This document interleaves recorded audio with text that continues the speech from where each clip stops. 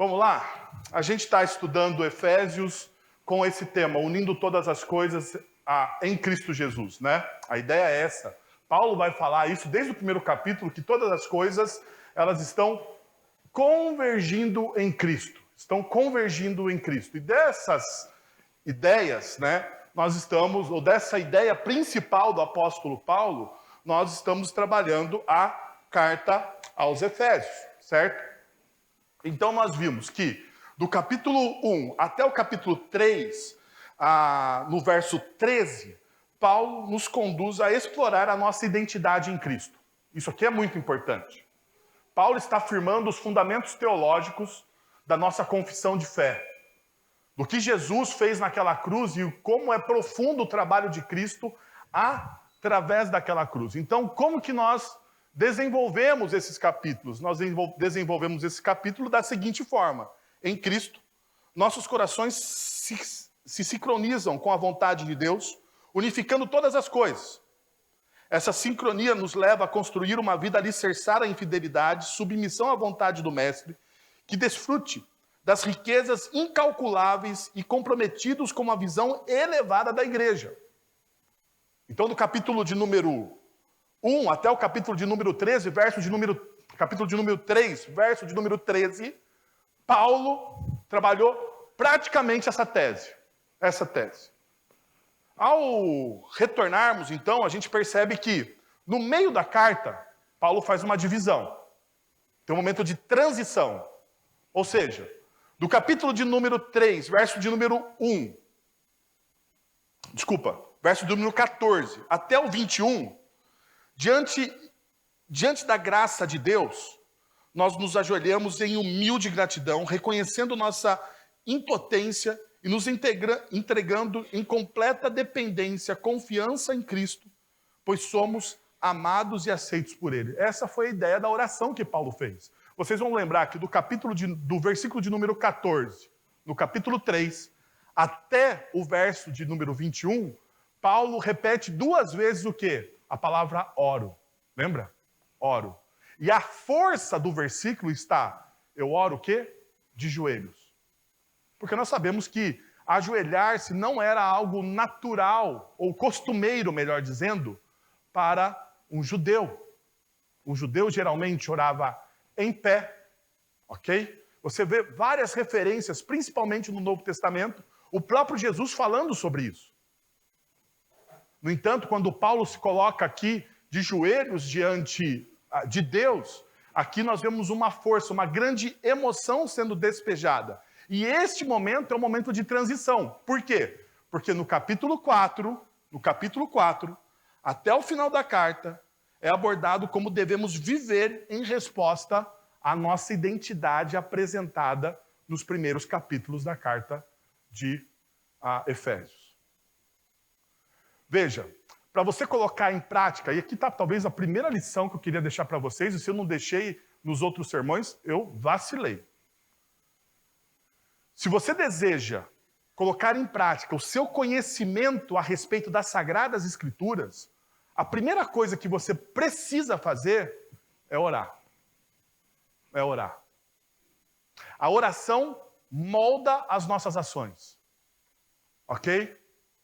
A oração deve moldar as nossas ações. E aqui vai talvez um alerta para você, assim como para mim. Assim como para mim. Porque muitas vezes nós nos aproximamos de Deus em oração, fazendo orações que se tornam um pouco rasas, superficiais. Ou melhor, nós tratamos Deus como aquela garota da cabine do fast food, sabe? O que você deseja hoje? Sabe, quando você para, não sei se você tem essa experiência. Eu estou de mudança. Mudança é um caos. Eu estou há 4 dias sem fogão, cara. Então eu já comi, nesses 4 dias, no Habib's, no Burger King, no McDonald's. Não estou fazendo propaganda de nenhum. No fast food, fui em tudo quanto é fast food. É uma miséria esse negócio. Mas uma coisa que tem em todos os fast food. O que o senhor deseja hoje? Essa é, talvez, a forma com que a gente entenda a oração. Nós nos aproximamos de Deus em oração e queremos ouvir a voz dos céus. O que você deseja hoje? De preferência, da mesma forma que a mulher do fast food faz. Senhor. Porque existe talvez uma inversão de valores. Ao invés de nós nos aproximarmos de Deus, buscando a glória dele nas nossas orações, nós buscamos a nossa satisfação pessoal. E o que Paulo, então, está fazendo aqui, Paulo está mudando está invertendo isso, está dizendo, olha, se você deseja viver uma vida cristã comprometida, todo esse conhecimento que você teve no capítulo 1, 2 e 3, até o verso de número 13, todo esse conhecimento deve ser alicerçado pela oração, porque a oração é a linguagem do coração. Jesus vai dizer nos evangelhos que a sua boca fala do que o seu coração está o quê? Cheio. Cheio. Então, quando você ora, quando você busca a Deus, quando você não tem um script, quando você está sozinho, com a porta fechada do seu quarto, é ali que você revela a Deus do que está cheio o seu coração. É neste momento. Por isso que a oração deveria moldar o quê? As nossas ações.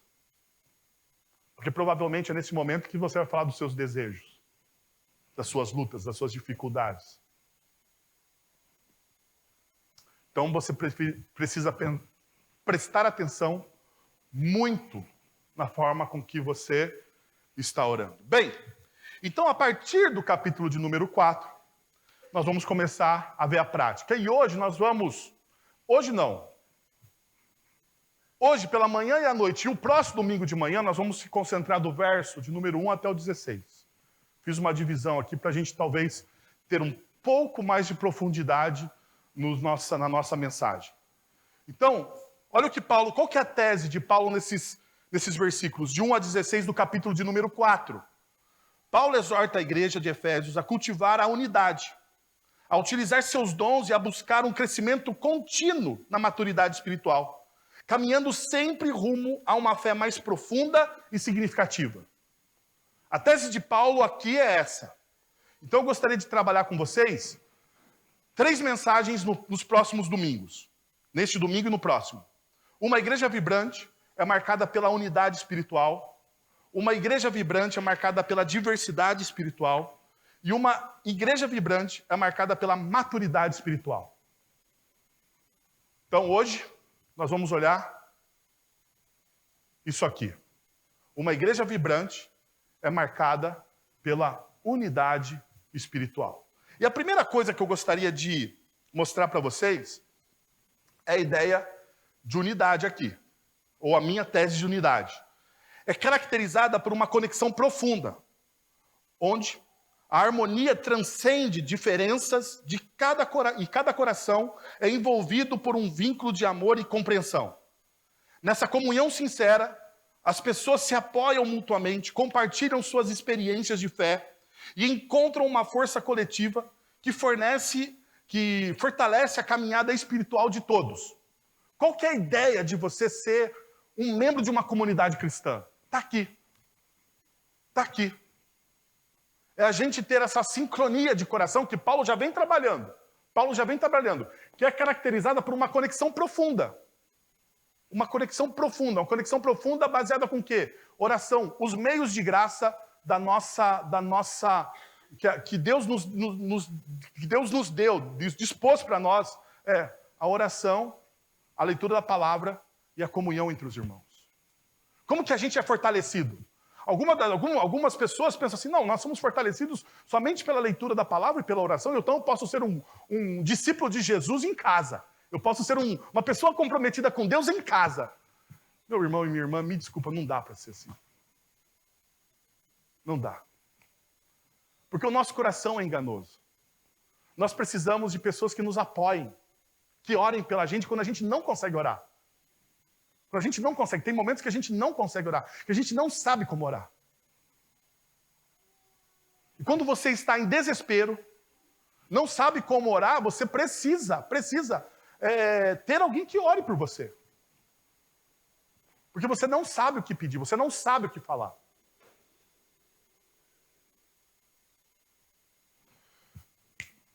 Quando a Bia foi internada, não sei se vocês lembram, ela passou por um tempo uma bronquiolite muito forte. Ela ficou cerca de 15 dias internada em um hospital, na Unimed aqui em Sorocaba. Quando a médica diz que a sua bebê, né, de meses, a Bia não tinha 1 ano, de meses, vai ser internada, e você vê ela entubada, né, com sonda, com tudo aquilo, você fala assim, meu Deus do céu. Você não tem força para orar. Então você pega o telefone, liga para alguém, para um amigo seu e diz, ore por mim. Porque eu não sei o que pedir. Porque o meu coração está tão revoltado com Deus, e você pode ter essa revolta, pode ficar tranquilo que Deus não fica chateado com você quando você fica com as suas revoltas, tá bom? Deus não fica chateado com você. Mas o seu coração fica tão revoltado com Deus, com aquela situação ao qual você está enfrentando, que você não sabe o que orar. E talvez seja melhor que você não ore sozinho. Para você não falar coisas que depois você se arrependa no seu relacionamento com Deus. Então, a melhor coisa é que você tenha um amigo, alguém que faça o quê? Ore com você. Então, eu passei o telefone e falei, cara, eu preciso que você, um dos meus amigos, falei, cara, eu preciso que você ore por mim. Eu preciso que você ore comigo. Não sei o que fazer. Então perceba, está aqui o que Paulo está nos mostrando. Que nós precisamos dessa unidade. A nossa fé precisa dessa unidade. Então como que a gente vai conquistar essa unidade espiritual? Qual é o caminho que a gente deve trilhar? Quais são os princípios que nós podemos retirar da palavra de Deus e perceber essa realidade? Vem comigo.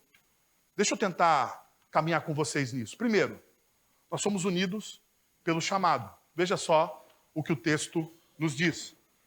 Como prisioneiros do Senhor, rogo-lhes que vivam de maneira digna da vocação que vocês receberam. A palavra vocação, essa maneira, vivam de maneira digna, ou como diz a revista atualizada, é caminhem, andem de maneira digna, conduzir a própria vida. Veja o que Paulo está nos mostrando. Depois que Paulo expôs o evangelho nos primeiros 3 capítulos, ele agora quer que seus leitores saibam como devem conduzir suas vidas de uma maneira que estejam de acordo com o evangelho. Perceba que não há divisão nítida entre o sagrado e o secular aqui, o sagrado e o profano. Toda a nossa vida deve ser vivida à luz do evangelho. É aqui que existe uma diferença muito importante dentro de uma espiritualidade sadia, de alguém que está crescendo em maturidade com Cristo Jesus. Ele não faz divisões, não existe fragmentações entre o secular e o sagrado, o profano e o sagrado. Todo momento, em todo lugar, essa pessoa vive à luz do evangelho. Jesus Cristo é o Senhor de todos e de tudo. Os discípulos devem andar em sintonia com Ele e sobre o seu senhorio. Essa ideia de chamado, de convite, de caminhada, remonta ao início do livro. Deus nos chamou para si mesmo por sua graça, e nós vimos isso. É a eleição. É o momento onde Deus nos convoca, nos chama. Não nos chama pela nossa força. Ele convence o nosso coração, Ele entra no nosso coração. Através da ação do seu Santo Espírito. Agora devemos viver de forma digna desse privilégio, do privilégio de ser chamado, de ser convocado, de ser escolhido. Entre tantos, Deus olhou para você e teve misericórdia de você. E não foi pelos seus méritos, foi simplesmente por uma livre escolha de Deus. Paulo diz que esse chamado é para todo cristão. Não há uma diferença, é para todo mundo. Não apenas para o clérigo profissional, o pastor, o presbítero, o diácono. Não é para esses não, mas é para todos, todos. Não existe um crente, um discípulo, alguém que anda à luz do evangelho de elite. Não existe. Todos nós caminhamos. Os cristãos são pequenos cristos. É essa a ideia dessa palavra.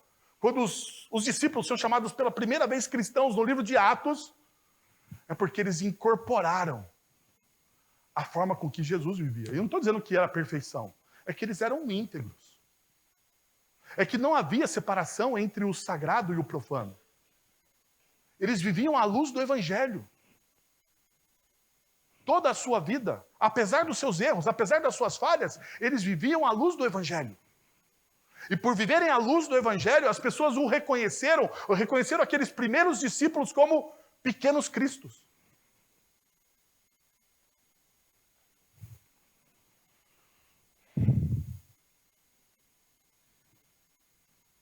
Meus irmãos, não há nada mais nobre ou grandioso do que a pessoa olhar para você e reconhecer em você a face de Jesus.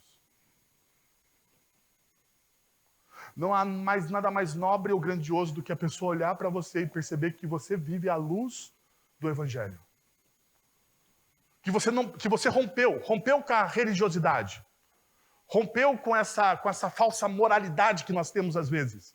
Com as máscaras. Você vive de maneira livre, de maneira íntegra. E a sua vivência de maneira livre e íntegra atrai as pessoas.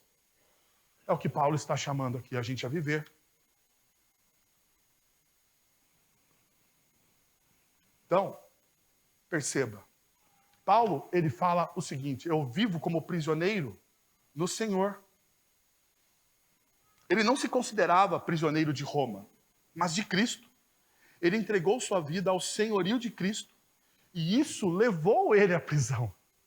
Aqui está uma das coisas, talvez, que a gente não suporte muito no cristianismo pós-moderno / Christian Coach, né? Por quê? Porque no Christian Coach, você tem o quê?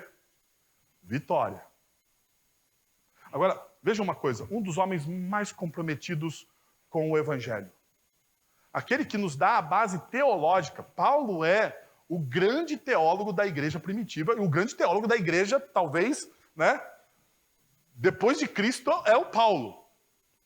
É o que formulou, é o que fez as grandes pontes entre Antigo e Novo Testamento, entre Antiga Aliança e Nova Aliança.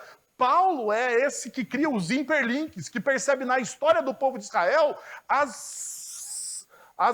os detalhes da vida do Messias. Esse é o apóstolo Paulo. Agora, essa pessoa tão comprometida, talvez ele não se encaixaria em algumas igrejas hoje que são meio Christian coaches, né? Que você tem um hino de vitória, mas você não tem um hino de fidelidade. Eu estava ouvindo um amigo muito querido, Paulo Júnior, pastor da igreja Sal da Terra, e ele falava a diferença entre lealdade e fidelidade. E muitas vezes nós confundimos essas duas palavras na nossa cabeça. Lealdade tem a ver com você ser honesto com a pessoa com quem você fez um trato. E você pode voltar atrás daquele trato. Então, para você ser leal a essa pessoa, o que você faz? Você chama a pessoa e diz: olha, eu não quero mais, porque mudou algumas coisas na minha vida, e eu estou sendo leal com você, avisando você sobre o que eu estou falando, sobre o que eu estou fazendo.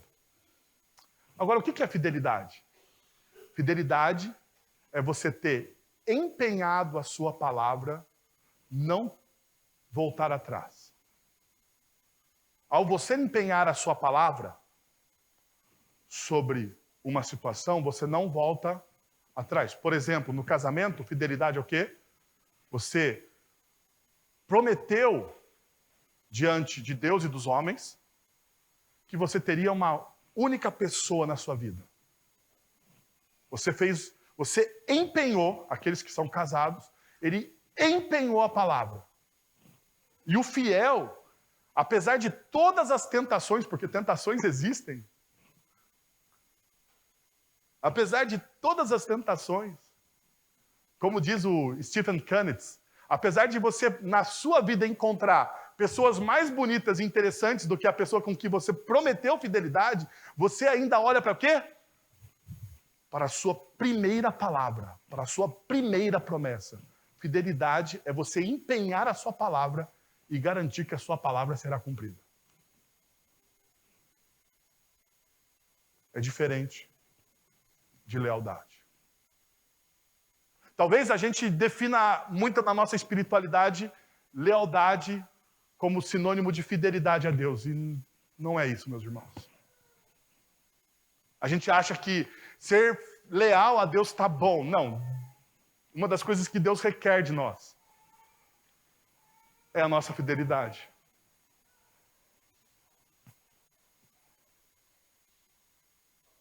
Então Paulo está trabalhando essa ideia. Paulo, quando ele fala, eu não sou prisioneiro de Roma, eu não sou prisioneiro de César, eu não sou prisioneiro do meu tempo, eu sou prisioneiro de uma única pessoa, eu sou prisioneiro de Cristo Jesus.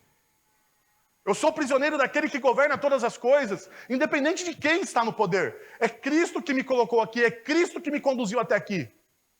Então eu não sou prisioneiro de César. Neste momento, Paulo estava preso em Roma. Provavelmente, segundo os estudiosos, ele estava algemado a um soldado romano. Então Paulo está dizendo, eu não sou prisioneiro de Roma. Não é César que controla a minha vida. Não são as circunstâncias externas que controlam a minha vida. Quem controla a minha vida é aquele ao qual eu empenhei a minha palavra. E mais uma coisa. Paulo está sustentando a fidelidade dele, não por causa dele ou da força dele. Paulo está sustentando a fidelidade dele naquele que é fiel em cumprir todas as coisas, que é o próprio Deus. Por que nós dizemos que Deus é fiel? Por que você pode gritar e proclamar a todo tempo que Deus é fiel? Porque Deus, ele é imutável na sua palavra. Deus, ele não volta atrás. Deus, ele não está sujeito ao temperamento do dia, ao humor, aos hormônios, à situação financeira e econômica. Deus não está sujeito a essas coisas. Deus, ele é Deus e por ser Deus, ele é imutável. Pleno. Paulo, então, nos convida a entendermos esse chamado. Mas quando Paulo continua caminhando no texto, ele vai nos chamar também a sermos unidos pelo Espírito, pelo estilo de vida cristã, desculpa. Ele fala, olha, vocês precisam ser unidos pelo seu chamado e vocês também precisam ser unidos pelo seu estilo de vida cristão. Venha comigo. Olha o que diz o verso 2. Sejam completamente humildes e dóceis e sejam pacientes, suportando uns aos outros com amor. Façam todo o esforço para conservar a unidade do Espírito pelo vínculo da paz. Ao lermos esse texto, a pergunta que devemos nos fazer é, qual é o estilo de vida cristão? Qual é o estilo de vida cristão? E não devemos lê-lo separadamente como muitas pessoas fazem, porque a nossa tentação aqui, a tentação de qualquer intérprete das Sagradas Escrituras é criar pelo menos aqui 7 pontos para lhe falar sobre 7 verdades da vida cristã. Não, você não deve fazer isso. Nós devemos ler como Paulo lia as Sagradas Escrituras, como Paulo entendia as Sagradas Escrituras, como Paulo entendia a vida como de maneira integral, sem divisões. Sem divisões. Veja, devemos destacar então as características como humildade, paciência, docilidade, entre outras. Ao fechar as características, Paulo usa a preposição com, você pode ver? Com amor. Para mostrar que todas essas coisas estão ligadas à raiz de toda ação, que é o amor. Ou veja, o amor nas Sagradas Escrituras não é um sentimento. Mais uma vez, eu gostaria de lembrar isso para vocês. O que na nossa cultura, gratidão é um sentimento. A gente trata como sentimento. Nas Sagradas Escrituras é uma ação. É você não murmurar na vida. Ok? É uma ação. Amor não é sentimento nas Sagradas Escrituras. Porque na nossa sociedade secularizada, contra as Sagradas Escrituras, ela transforma aquilo que é real e palpável em algo abstrato. Então você não tem a obrigação do quê? De vivê-la. Porque quando você transforma algo que é concreto em algo irreal, subjetivo, obrigado. Algo subjetivo, você não tem a obrigação do quê? De viver aquela realidade. Então Paulo está dizendo, não, todas essas ações enumeradas, que podem ser de maneira que você pode até separá-las em determinado momento, elas são ligadas pelo amor. E nós podemos ver essa realidade quando nós lemos 1 Coríntios capítulo 13.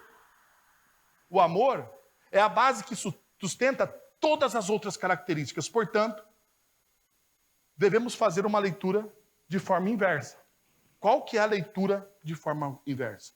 O amor é a plataforma que, com humildade, paciência e docilidade, promove uma vida de discipulado, unindo pessoas em torno do propósito de promover a glória de Deus. Então perceba, o que Paulo está fazendo? O seguinte, está mostrando que todas as coisas viram atitudes reais, palpáveis e concretas. E o seu amor, aquilo que você diz, quando você diz que você ama o seu irmão, precisa ser real, palpável e concreto. E como você transforma isso em algo real, palpável e concreto? Paciência, docilidade, bondade, mansidão. E a gente poderia olhar o 1 Coríntios, né? Ou pelo menos o fruto do Espírito, Gálatas capítulo 5, que vocês estudaram aqui com o presbítero Sebastião e com o pastor Guilherme. Vocês poderiam olhar essas duas realidades e falar assim, e o amor, ele é palpável. O amor não é subjetivo. Não é uma realidade do seu sentimento. O amor não está calcado nos seus sentimentos por uma pessoa. O amor não está calcado nos seus sentimentos. Porque se for calcado nos nossos sentimentos, uma hora nós amamos e outra hora nós deixamos de amar. E daí, meus irmãos, temos um grande e grave problema. Porque nós estamos suscetíveis à inconstância do nosso coração. Os nossos relacionamentos, então, estão suscetíveis à inconstância do nosso coração. Daqui a resposta porque casamentos não duram mais. 30, 40, 50, 60, 120, 280 anos. Está aqui porque a média do casamento brasileiro, se chegar nos 10, você é um vitorioso hoje. Meu irmão, 10 anos no Brasil hoje é cantar o hino da vitória.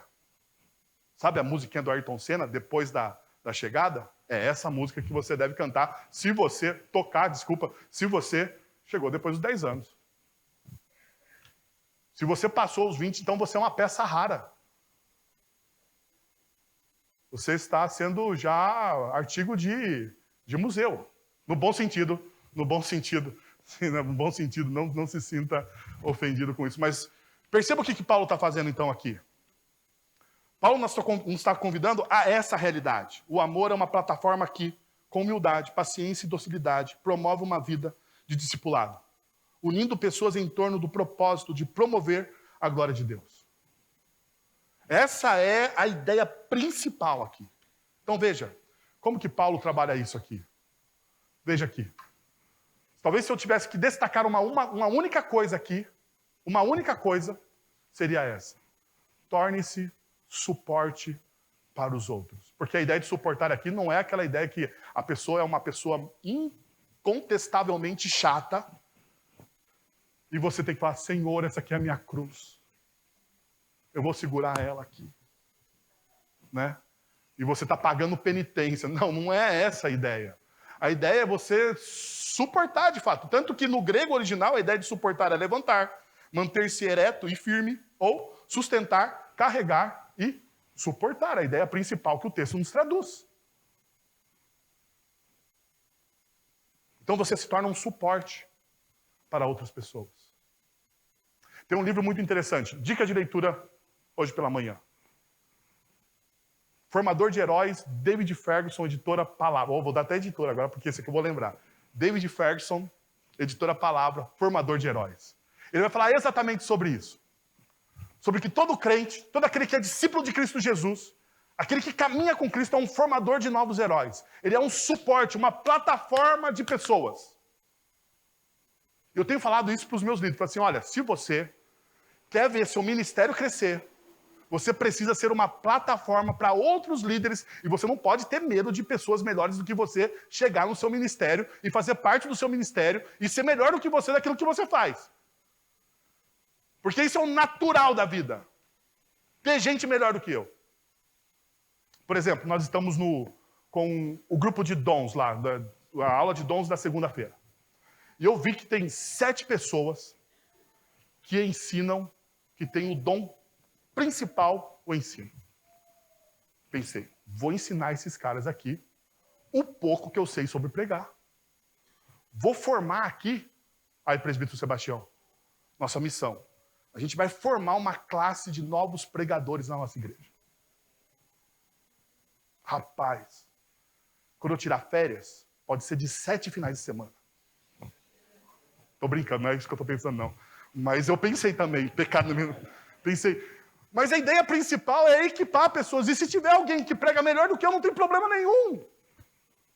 Não tem problema nenhum, porque precisa. A igreja precisa avançar de um ponto. E a única coisa que eu preciso fazer é me tornar um formador de novos heróis, e é o que Paulo está dizendo aqui. Então, para você se tornar um formador de novos heróis, para você ser essa plataforma de amor, você precisa das outras características. Que elas são juntas, elas não são separadas. Elas são juntas. Não adianta você falar assim, então eu vou ser uma plataforma de amor porque eu tenho facilidade com a paciência. Eu sou uma pessoa paciente. Não é isso, é tudo junto. Essa plataforma é integral, não é fragmentada. Então veja, sendo uma plataforma missional, para lançar novos líderes, para lançar novas pessoas, a primeira coisa é ser humilde.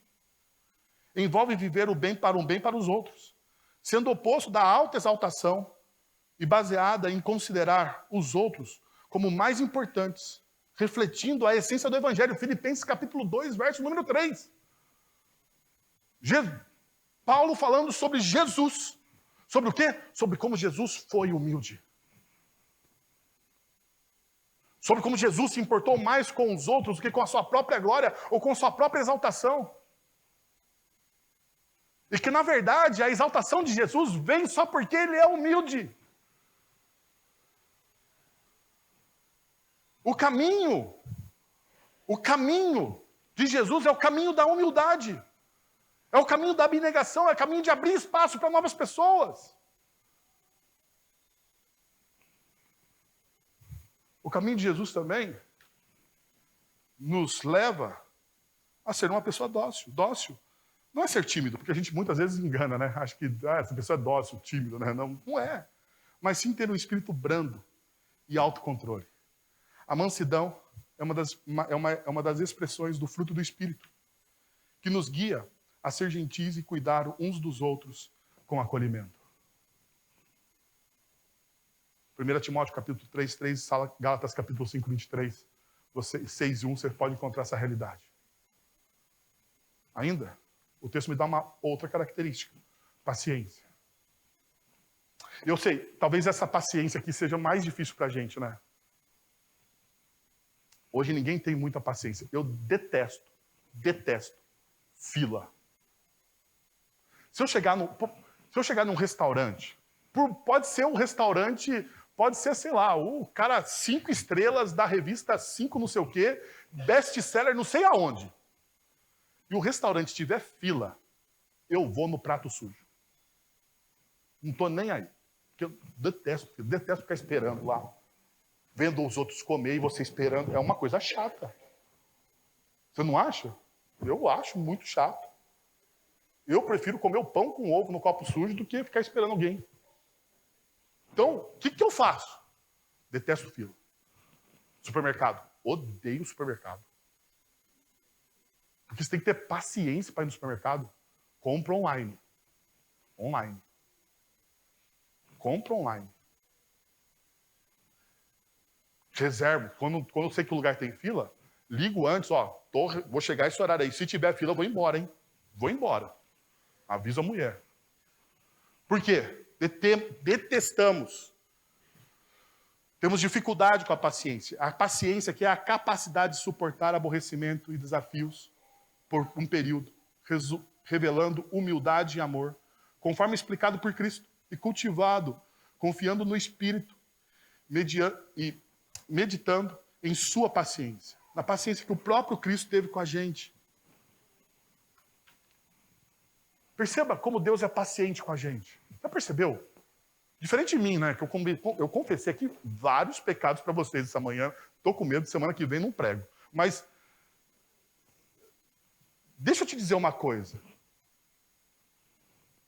Jesus, ele é altamente paciente com a gente. Quantas vezes a gente erra, pisa na bola, falha, quebramos as nossas palavras. Já parou para pensar quantas vezes você falou algo para Deus que você não cumpriu? Hã? Sabe, você fala assim, você fala naquele afã da emoção, né? Senhor, eu vou fazer isso. Horas depois, você esqueceu aquilo que você falou. Você esqueceu aquilo que você falou para Deus. Mas Deus, ele tem uma tremenda paciência com você. Uma tremenda paciência com você, coisa que muitas vezes nós não temos com as pessoas que nós dizemos que amamos. Paciência. Paciência de ensinar e reensinar. Como o Espírito de Deus tem paciência comigo, porque Ele me ensina e reensina aquilo que Ele já me ensinou há um tempo atrás e Ele não fica me cobrando. E a gente não tem paciência. Sabe por que a gente perde os nossos filhos? Porque nós não temos paciência com eles. Nós não temos paciência, às vezes, com os nossos filhos, nós perdemos eles. Eles desistem da fé pela falta de paciência dos seus pais.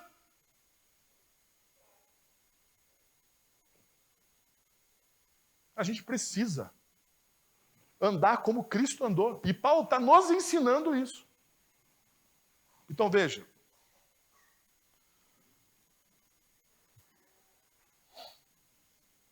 Paulo nos diz que uma das coisas importantes é façam todo esforço para conservar a unidade no Espírito pelo vínculo da paz. A unidade não é algo que apenas acontece passivamente. Nós devemos ter diligência e intencionalidade para preservar a unidade. Deus é quem nos une. E a nossa responsabilidade, veja, quem uniu esse povo aqui, quem está juntando essas peças nessa comunidade cristã, é o próprio Deus. Qual é a nossa obrigação aqui? A nossa obrigação é manter a unidade dessa comunidade. Para cultivar essas qualidades, precisamos estar dispostos a abandonar o oposto de cada uma delas. Devemos deixar de lado o egocentrismo e abraçar a humildade. Devemos abandonar a dureza e abraçar a suavidade. Devemos renunciar à tirania de nossas próprias agendas e abraçar a paciência. Devemos abrir mão das expectativas idealistas que nós temos a respeito das pessoas para abraçar um amor que seja acolhedor com as diferenças. Devemos, então, respeitar as diferenças. Apesar de ser difícil, mas nós devemos respeitar as diferenças, não com passividade mórbida, mas com uma forma ativa do nosso próprio amor, para nos mantermos o quê? Unidos. Unidos. É isso que Paulo diz aqui, façam todo o esforço, porque é intencional. Agora, chegamos ao último ponto. Unidos pela confissão do Evangelho. Veja o que Paulo vai dizer nos versos restantes da nossa reflexão pela manhã. Há um só corpo, um só espírito, assim como a esperança para a qual vocês foram chamados é uma só. Há um só Senhor, uma só fé e um só batismo. Um só Deus e Pai de todos, que é sobre todos, por meio de todos e em todos. Paulo menciona um possível credo cristão primitivo. Uma possível credo cristão primitivo, destacando 7 declarações. Você perceberam o que ele vai falar? Uma só fé, um só Senhor, uma só batismo, um só Deus e Pai de todos, que é sobre todos. 7 vezes ele usa isso. Para enfatizar a unidade que compartilhamos no Evangelho. É importante ressaltar que em Efésios capítulo 4, não se ensina uma unidade a todo custo, mas uma unidade que está baseada nessa ortodoxia do Evangelho. Não é uma unidade liberal. É uma unidade com pilares teológicos de ortodoxia. Somos um só corpo, como uma existência comum na igreja de Cristo. Apesar das nossas diferenças de formação e dons, perceba, na nossa comunidade existe uma vasta diferença de pessoas, com visões políticas diferentes, com formação diferente, com história familiar diferente. Mas isso aqui é a beleza do corpo de Cristo. É essa vasta diferença que torna o corpo de Cristo belo.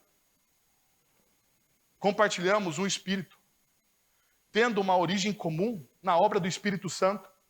Ele é quem cria em nós e capacita em nós essa unidade. Compartilhamos uma esperança em Cristo.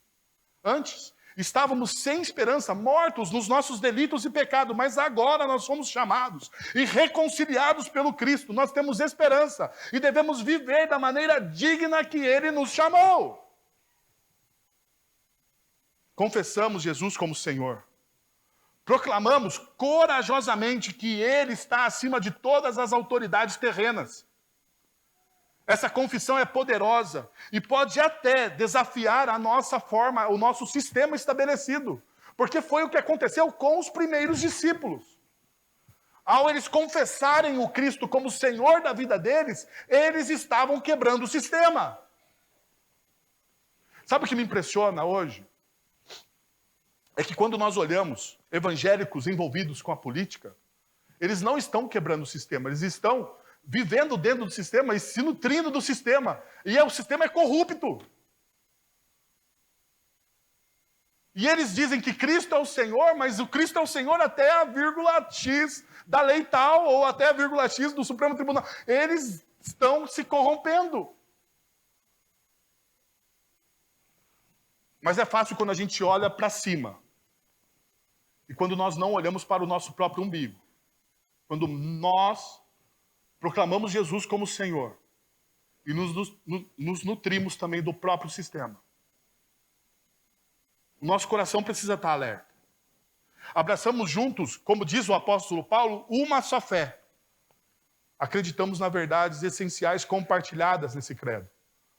Compartilhamos uma experiência comum de sermos batizados espiritualmente em Cristo. Somos unidos a eles. O batismo simboliza essa realidade. Temos um Deus e Pai em comum.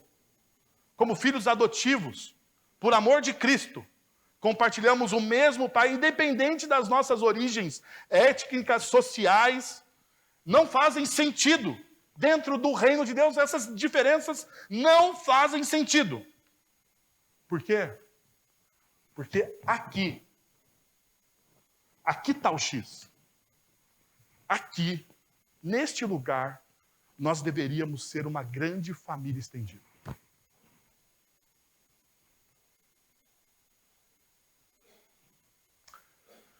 Todo mundo, todo crente saudosista, fala uma tremenda bobagem, sem saber o que está falando.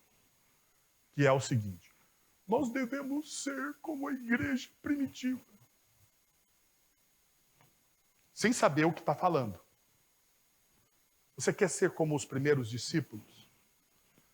Seja uma família estendida.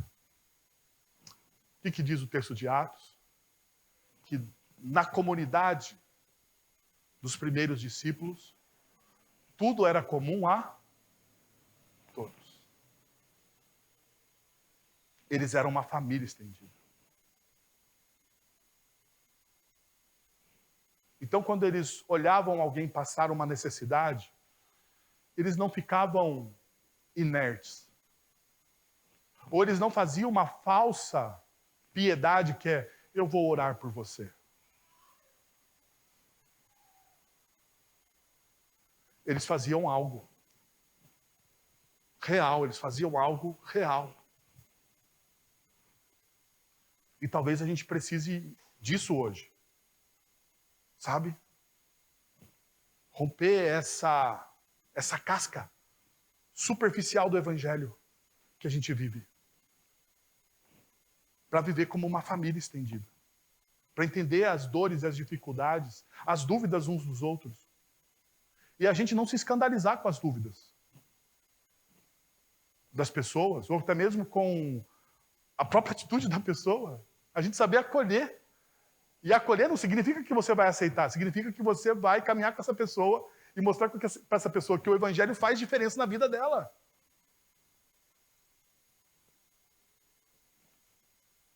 Nós precisamos olhar para esse ensino como algo importante. Por isso que Jesus, e aqui eu encerro com vocês pela manhã, ele faz a oração em João capítulo 17, versos 20 e 21. Minha oração não é apenas por eles, rogo também por aqueles que crerão em mim por meio da mensagem deles, para que todos sejam um, Pai, como tu estás em mim e eu em ti. Agora veja, gostaria que você pensasse e refletisse sobre o que Jesus está dizendo aqui. Que eles também estejam em nós, para que o mundo creia que tu me enviaste. A unidade da igreja faz com que as pessoas que estão fora da comunidade creiam que Jesus é o Cristo de Deus. Se você não coopera para a unidade da igreja, você deveria repensar a sua vida e cooperar para tal. Quero convidar você a fechar os seus olhos, abaixar a sua cabeça. Você pegar aquilo que Deus falou ao seu coração nessa manhã e você colocar diante dele. Porque Deus está fazendo uma obra diferente na vida de cada pessoa que está aqui presente. Pai, nós estamos na Tua presença e nós queremos te agradecer por essa palavra, pela Tua palavra lida, exposta. Que o Senhor, ó Deus, nos ajude a compreendê-la, a absorvê-la e a colocá-la em prática, Deus. Que ela não viva no mundo das abstrações, ó Deus. Que ela não viva no mundo subjetivo, mas que ela seja algo real, palpável, visceral nas nossas vidas, dia após dia, vivendo, experimentando da Tua bondade, ó Deus. Experimentando do que o Senhor tem feito em nós e pode fazer através de nós, Pai. Então nós pedimos isso, Senhor. Nós sabemos que como igreja nós somos falhos, que falta muito ainda, Pai. E nós precisamos amadurecer.